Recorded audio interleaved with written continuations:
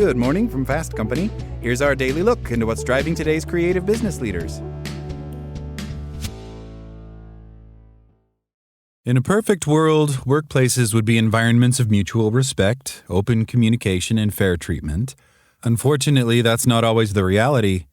Whether you're dealing with a micromanaging boss, a dismissive colleague, or a workplace culture that undervalues your contributions, knowing how to assert yourself is essential to avoiding burnout and developing as a professional.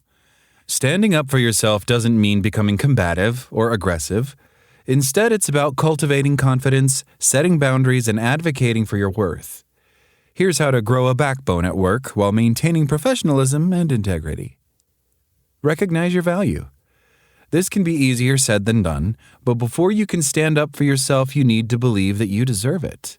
Many people struggle with internalized narratives of self-doubt, which can make them hesitate to speak up. Take stock of your accomplishments, skills, and contributions to the organization. If you consistently meet or exceed expectations, remind yourself that your input and boundaries are just as valid as anyone else's. Create network promotion. Default icon.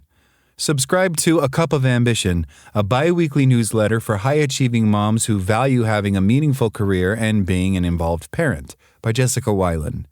To learn more, visit acupofambition.substack.com. Assertive communication is key to standing up for yourself. This means expressing your thoughts, needs, and concerns clearly and confidently without aggression or apology. Here are some techniques. Use I statements. Instead of saying, "You never listen to me," say, "I feel unheard when my ideas are interrupted." Be direct and concise. Avoid excessive justification. A simple, "I'm unable to take on this additional task right now," is often enough. Maintain a calm tone. Emotional responses can undermine your message. Practice neutral and steady delivery. Leverage body language. Maintain eye contact, use open gestures, and stand tall to project confidence. Say no with confidence. Saying no signals that you value your time, energy, and priorities, and it helps others to learn to respect them too. Without the ability to say no, you risk overcommitting, burning out, and diluting the quality of your work. More importantly, saying no doesn't mean being difficult. It means being clear about what aligns with your goals and values. Practicing it thoughtfully builds confidence, earns respect, and creates space for the work that truly matters. Set and maintain boundaries. Boundaries protect your time, energy, and mental health. If you consistently allow yourself to be overworked or disrespected, others will continue pushing your limits. Examples of setting workplace boundaries include workload.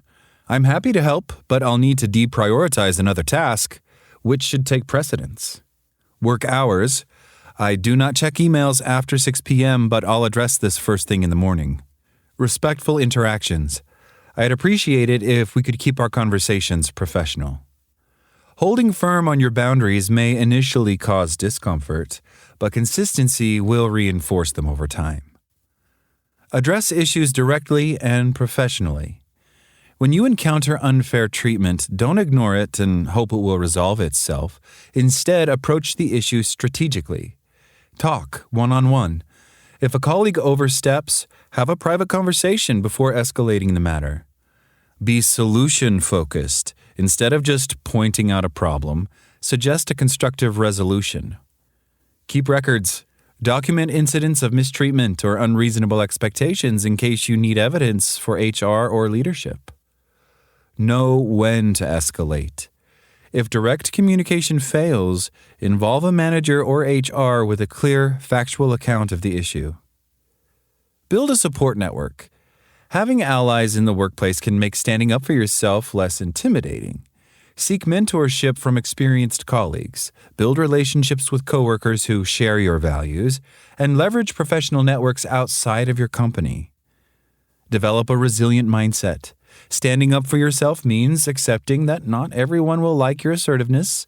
Some people may resist your boundaries, but that doesn't mean you should back down. Strengthening resilience will help you navigate workplace challenges without internalizing negativity. Strategies include reframing rejection. If an idea is dismissed, Used feedback to refine it rather than feeling personally attacked. Practicing self-care. Prioritize mental and physical well-being to maintain confidence and energy. Reminding yourself of the bigger picture.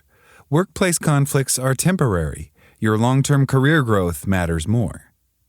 Know when to walk away. If your boss and your coworkers consistently disrespect your boundaries, dismiss your concerns, or create a toxic environment, consider whether staying is worth the emotional toll. Sometimes standing up for yourself means recognizing when it's time to move on to a healthier professional setting.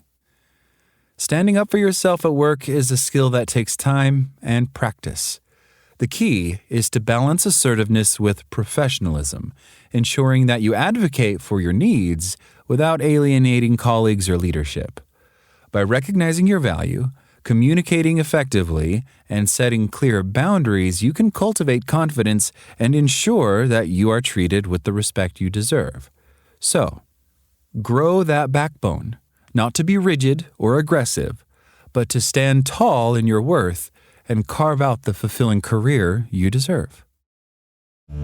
That's all today from Fast Company. Talk to you tomorrow.